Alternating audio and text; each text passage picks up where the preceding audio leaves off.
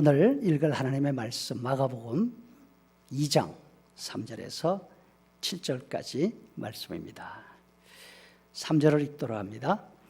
사람들이 한 중풍병자를 4사람에게 메워가지고 예수께로 올세 무리를 때문에 예수께 데려갈 수 없으므로 그 계신 곳에 지붕을 뜯어 구멍을 내고 중풍병자의 누운 상을 달아 내리니 예수께서 그들의 믿음을 보시고 중풍병자에게 이르시되 작은 자야 네 죄 사함을 받았느니라 하시니 어떤 서기관들이 거기에 앉아서 마음에 생각하기를 이 사람이 어찌 이렇게 말하는가 신성 모독이로다. 오직 하나님 한 분 외에는 누가 능히 죄를 사하겠는가.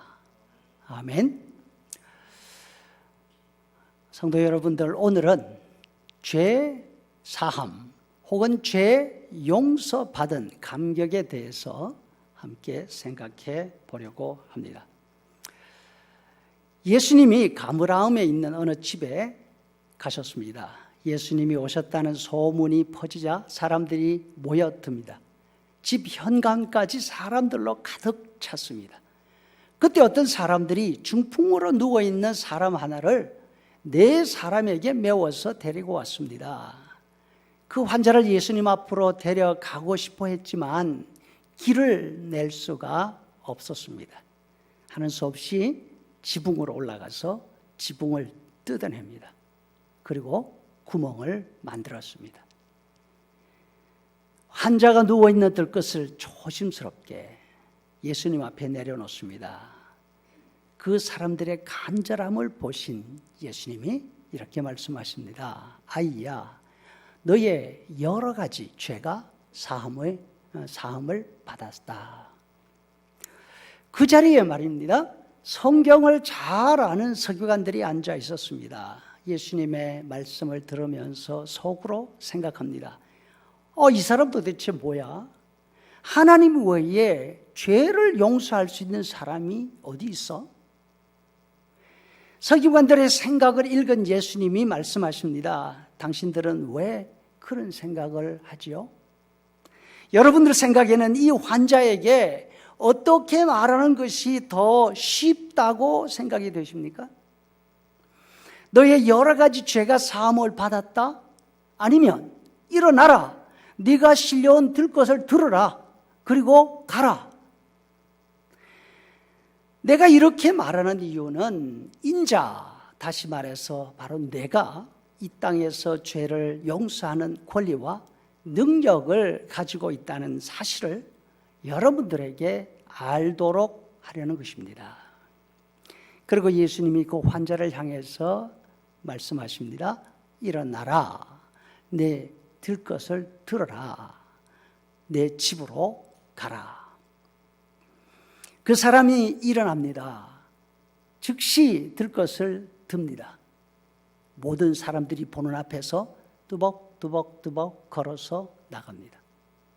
사람들이 깜짝 놀라고, 우리가 지금까지 이런 일을 본 적은 없다고 그렇게 말하면서 하나님께 찬양했다. 오늘 본문의 내용이죠. 예수님은 죄 때문에 이 땅에 오셨습니다. 죄를 용서해 주시고 사람들에게 죄 용서받는 감격을 알고 누리도록 하시기 위해서 오셨습니다. 베드로가 이르되 너희가 회개하여 각각 예수 그리스도의 이름으로 세례를 받고 그다음에 뭘 얻으라? 죄 사함을 얻으라. 따라해 보실까요? 죄 사함을 받으라. 이것 때문에 예수님이 오셨어요. 그런데 문제는 죄를 용서받는 그 감격을 아는 사람이 별로 없다는 거예요. 여러분들 용서받아 본 적이 있습니까? 아니면 용서를 간절하게 구해 본 적이 있습니까? 무슨 소리야? 내가 왜 용서를 받아야 돼? 내가 왜 빌어야 해? 나는 죽어도 그런 거 안 해요. 난 용서를 하면 했지 용서 비는 그런 걸 안 해. 지금까지 살면서 용서 받을 만큼 잘못한 적도 없고 여러분 이런 생각이 들지요. 용서하려는 하나님은 계시는데 용서받기를 원하는 사람이 없어요. 하나님이 선물은 준비해 놓으셨는데 하나님이 준비해 놓으신 그 선물을 성큼 받으려는 사람이 없어. 아유, 그거는 싫어요. 딴 거 주세요. 이러는 거죠. 이것이 오늘날 우리가 가지고 있는 문제고 교회 안에 있는 문제입니다. 누가복음 7장에 보면 또 다른 용서 이야기가 나옵니다. 시몬이라는 바리새인이 예수님을 집으로 초대합니다. 식사 자리에 앉으셨는데 어떤 여인이 예수님 뒤로 옵니다. 그리고 예수님 발 곁에 서서 웁니다. 얼마나 서럽게 우는지 그 눈물이 예수님의 발을 적실 정도였습니다. 자신의 눈물에 예수님이 발이 젖으니까 얼마나 당황스러웠겠어요.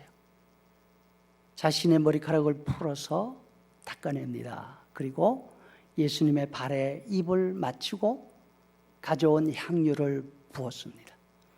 예상치 못한 장면에 집주인 시몬이 깜짝 놀랍니다. 아니, 저런 여자가 어떻게? 그 여인은 동네에서 소문난 죄인이었기 때문에. 동시에 갑자기 마음에 호기심이 들었습니다. 예수랍비 저 사람은 어떤 사람이야? 저 여인이 저렇게 하는데 어떤 반응을 보일까? 아니 조금 더 나가서 저 여인이 어떤 여잔지 과연 알 수 있을까? 알고 있을까?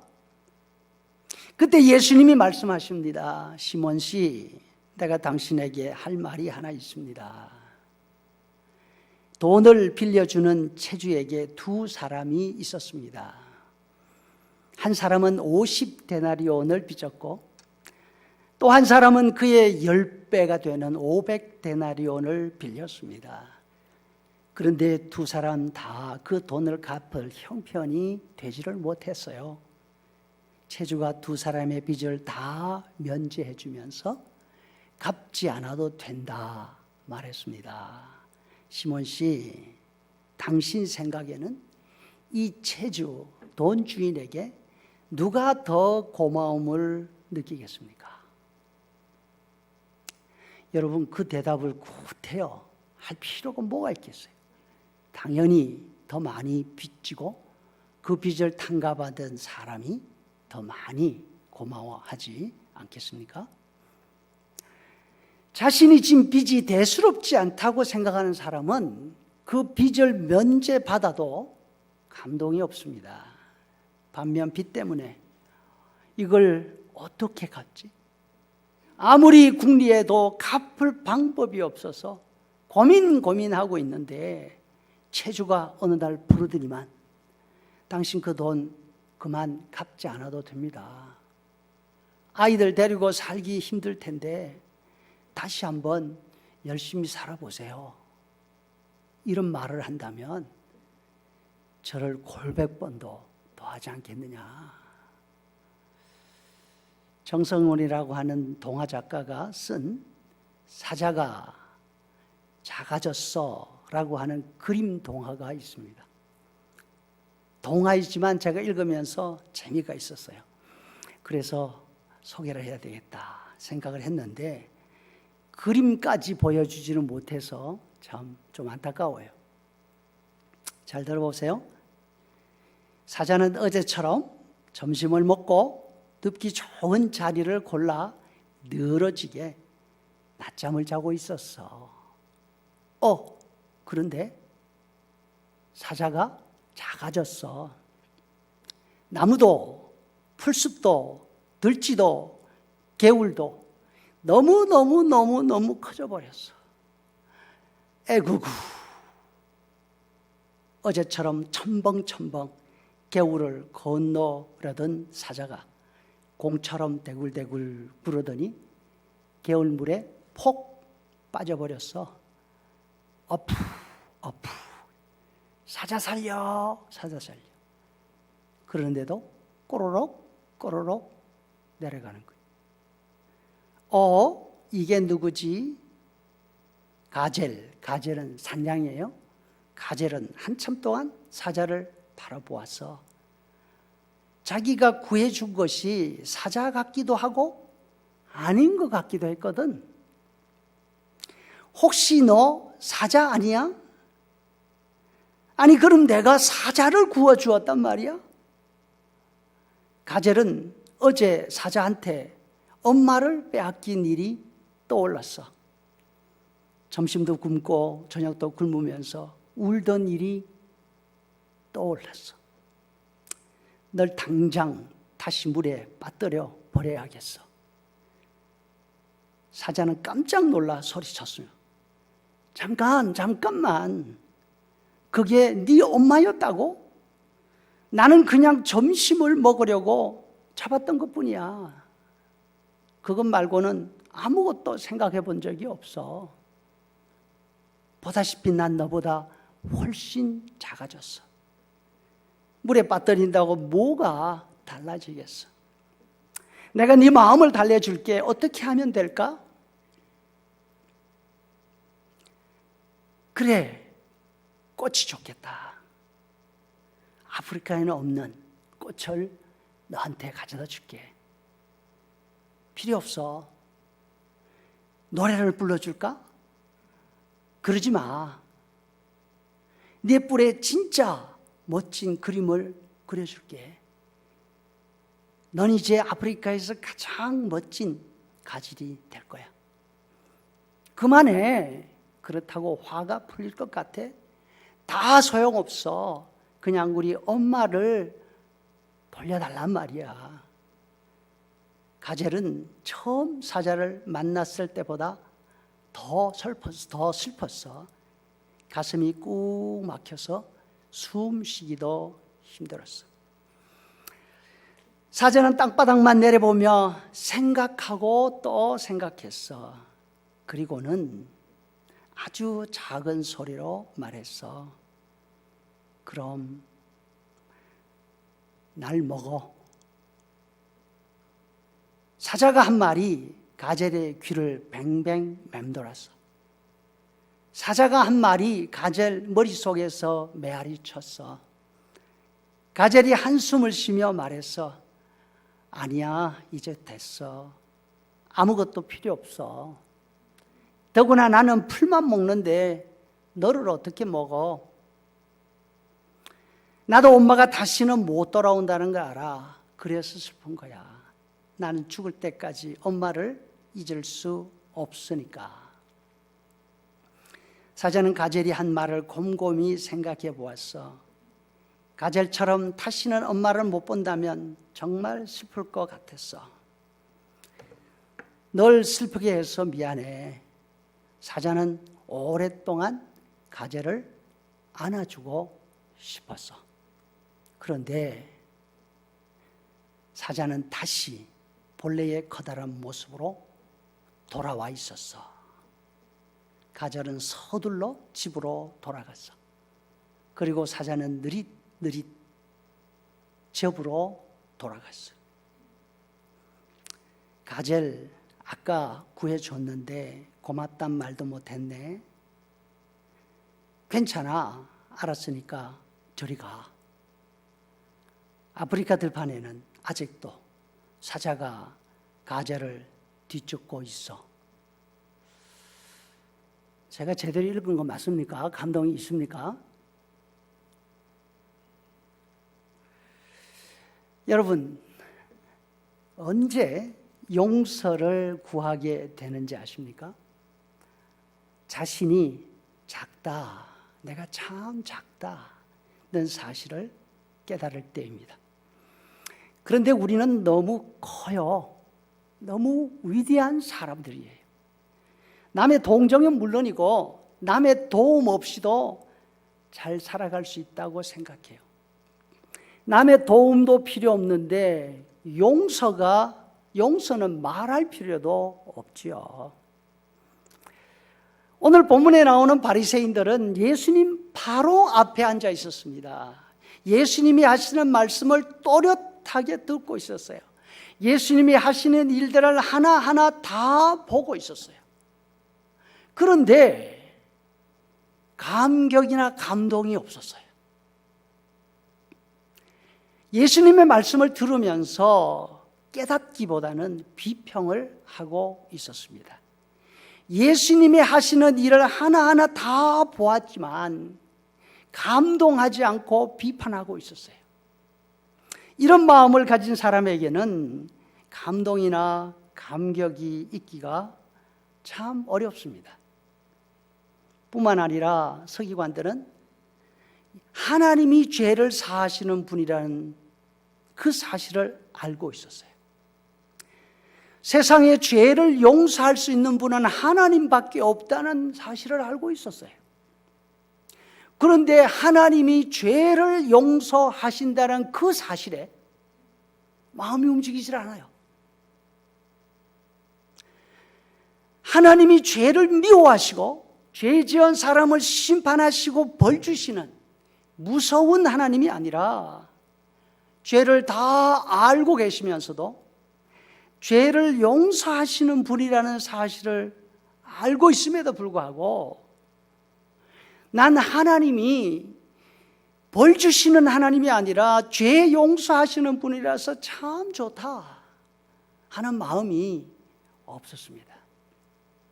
왜냐하면 자신들은 죄와 아무런 상관이 없는 사람들이라고 생각하고 있었기 때문이죠.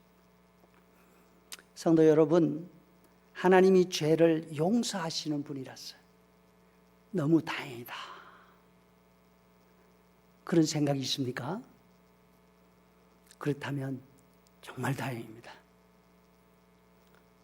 다니엘은 주 우리 하나님께는 긍휼과 사후의 하심이 있습니다. 이 사실을 알고서 하나님 앞에 기도해요. 주여 들으소서. 주여 용서하소서. 주여 들으시고 행하소서. 우리는 어떻습니까? 하나님이 죄를 용서하시는 분인 줄을 알기 때문에 다니엘처럼 기도하고 있습니까? 주님께서 죄를 지켜보고 계시면 주님 앞에 누가 감히 나설 수 있겠습니까? 용서는 주님만이 하실 수 있는 것이므로 우리가 주님만을 경배합니다. 시편 130편 4절에서 세 번역을 읽어드렸어요. 하나님 앞에 예배하러 나가는 시편 저자는 이렇게 노래하고 있습니다. 현대인들은 스스로 마음에 생각합니다. 난 잘못한 게 없어. 난 피해자야. 내가 그렇게 할 수밖에 없었던 건 내 상황이 그렇게 돼서 그래. 잘못을 한 적이 없는 사람, 혹은 잘못을 한 적이 없다고 생각하는 사람은 용서의 감격을 모릅니다. 용서받은 감격을 모르는 사람은 용서하지 못합니다. 아니, 용서하지 않습니다. 용서하지 못하는 사람은 자신 속에 양날의 칼을 품고 산다 합니다. 절대로 행복할 수 없어요. 어쩌면 이 땅을 사는 모든 사람들에게는 살아가는 자체가 남에게 피해를 주는 것인데 그거를 알지 못하고 살지 않나 생각이 듭니다. 여러분도 다 잘 아는 호아킴 대 포사다. 이 사람이 쓴 책이 뭐예요? 마시멜로 이야기죠. 이 책 속에 이런 내용이 나옵니다. 아프리카에서는 매일 아침 가젤이 잠에서 깬다. 가젤은 가장 빠른 사자보다 더 빨리 달리지 않으면 죽는다는 사실을 알고 있다. 그래서 자신의 온 힘을 다해 달린다. 아프리카에서는 매일 아침 사자가 잠에서 깬다. 사자는 가재를 앞지르지 못하면 굶어 죽는다는 사실을 알고 있다. 그래서 자신의 온 힘을 다해 달린다. 네가 사자든 가젤이든 마찬가지다. 해가 떠오르면 어떻게 해야 돼요? 달려야 한다. 우리는 알게 모르게 경쟁하며 서로에게 상처를 줍니다. 남을 이긴다는 자체, 그것은 남에게 피해를 주는 것입니다. 살아남으려면 어떻게 그렇게밖에는 달릴 길이 없다고 생각하니까 우리는 모두 달릴 수밖에 없습니다. 그리고 혹시 남에게 준 피해를 알게 되면 이렇게 말합니다. 그럴 수밖에 없잖아. 그건 내 잘못이 아니야. 과거에는 아이들이 밖에서 혼이 납니다. 넌 도대체 집에서 뭘 배웠니? 네 부모가 그렇게 가르치느냐? 이런 말을 들으면 아이도 발끈한다 그래요. 나를 혼내는 건 다 괜찮은데요. 우리 부모님 욕은 하지 마세요. 그런데 이제 시대가 달라졌다 그래요. 요즘 아이들은 누구에게 혼이 나면 이렇게 말한다고 합니다. 나를 이렇게 키운 부모님 욕하는 건 좋은데 나한테 뭐라고 하는 건 내가 참을 수가 없어요. 여러분, 어떻게 아이들이 이런 괴물이 되었을까요? 어릴 때부터 용서 구하는 법을 배우지 못했기 때문에 그렇습니다. 밖에서 아이들이 누구에게 혼이 나고 들어오면 요즘 부모들은 당장 튀어나가서 그 사람을 만나지 않습니까? 아니, 우리 아이가 뭘 잘못했다고 혼을 내요? 혼을 내기는? 그러다가 상대방 이야기를 가만히 듣고 보면 아이가 잘못한 게 확실하거든요. 그러면 어떻게 말합니까? 요즘 엄마들 이렇게 말한다 그래요. 그렇다 하더라도 우리 애한테는 뭐라 하지 마세요. 그 애는 아무런 잘못이 없어요. 다 내가 바로 가르치지 못한 탓이에요. 아이들이 그 말을 듣고 자랍니다. 그리고 부모의 말을 그대로 반복해서 말합니다. 그렇지, 나는 잘못한 게 없어. 혹시 잘못한 거 있다 하더라도 그건 내 잘못이 아니야. 엄마가 잘못 가르쳐서 그래. 아빠가 잘못 가르쳐서 그래. 우리가 아이들에게 가르쳐야 하는 것은 무엇입니까? 아이가 잘못한 것을 알게 해주고 상대방에게 용서를 구하는 자세를 가르쳐 주는 거예요. 왜냐하면 사람은 언제나 부족하고 잘못을 저지를 수밖에 없으니까 아이들에게 이 사실을 가르쳐 줘야 합니다.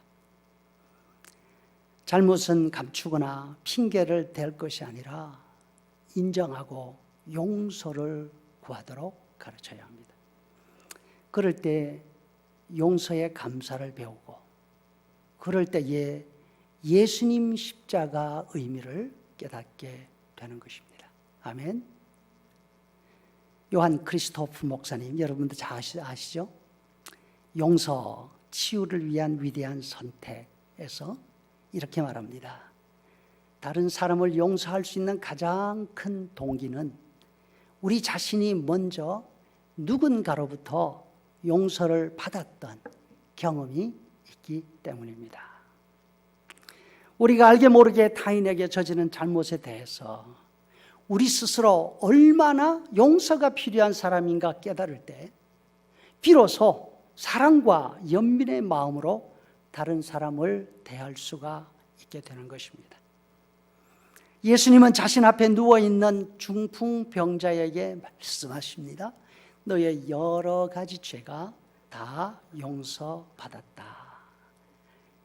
예수님이 보시기에 이 사람은 그 가지고 있는 문제가 손 하나 움직일 수 없는 몸의 병이 아니었어요.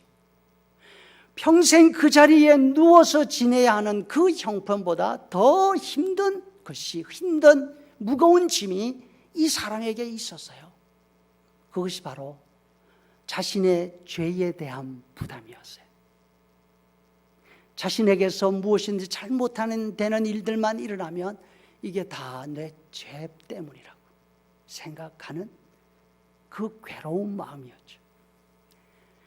그것을 아시는 예수님은 몸의 병을 치료하시기 이전에 그 사람의 죄 문제를 해결해 주셨습니다. 죄 문제가 해결되었을 때 병도 해결이 되었습니다. 이 사람 중풍병자에게는 그 병이 평생의 짐이 아니라 그 병이 영혼을 치료하는 길이 된 줄로 믿습니다. 베드로가 예수님께 질문합니다. 베드로가 나와 가로되 주여 형제가 내게 죄를 범하면 몇 번이나 용서하여 주리까? 7번까지 하오리까? 예수님이 대답하십니다. 예수께서 가라사대 네게 이르노니 7번뿐 아니라 70번씩 7번이라도 할지니라. 여러분, 베드로는 자신이 용서하는 사람이라고 생각했어요. 그래서 몇 번까지 용서해야 되냐고 물어요. 여기에 대해서 예수님이 말씀하세요. 너는 용서를 하는 사람이 아니고 어떤 사람? 용서를 받을 사람이야. 용서한 것을 생각하면 억울한 심정이 들어요. 왜 나만 손해봐야 돼? 용서해야 한다는 생각이 들면 억한 심정이 나요. 반면 용서받은 것을 생각할 수 있는 사람은 그 마음속에 감격이 있습니다. 사람은 저마다 많은 경험 속에서 살아갑니다. 그 경험 가운데 누군가를 용서했다는 경험보다 누군가로부터 용서를 받았다는 경험이 소중합니다. 용서받은 사실을 깨닫는 순간 내 속에 있는 앙금이 다 내려놓습니다. 미움, 분노, 원망의 앙금이 녹아내리면서 나한테 잘못한 사람과의 사이도 풀리고 인생의 문제도 함께 풀리기 시작하는 것이죠. 예수님을 믿는 우리 모두는 이 용서의 비밀을 이미 알고 살아가고 있습니다. 원망과 불평으로 인해서 모든 관계가 흩어지고 서로에게 상처만 주는 이 세상에서 우리는 세상 사람들이 모르는 감격을 가지고 살고 있습니다. 그래서 찬양합니다. 나 같은 죄인 살리신 그 은혜 놀라워 잃었던 생명 찾았고 광명을 얻었네. 사랑하는 성도 여러분, 우리는 용서하는 사람이 아닙니다. 용서하시는 분은 하나님뿐이십니다. 우리는 모두 용서받아야 하는 사람들이고 용서받은 사람들입니다. 우리 예수님이 십자가에 달려 죽으심으로 우리 죄를 다 없애주시고 죄 용서함 받게 해주셨습니다. 우리는 침상에 누워 사람들에게 들려온 환자처럼 용서받은 감격을 알고 그 감격 때문에 남을 용서하며 살아갈 수 있는 그런 복된 성도들이 될 수 있기를 주의 이름으로 축복합니다. 아멘.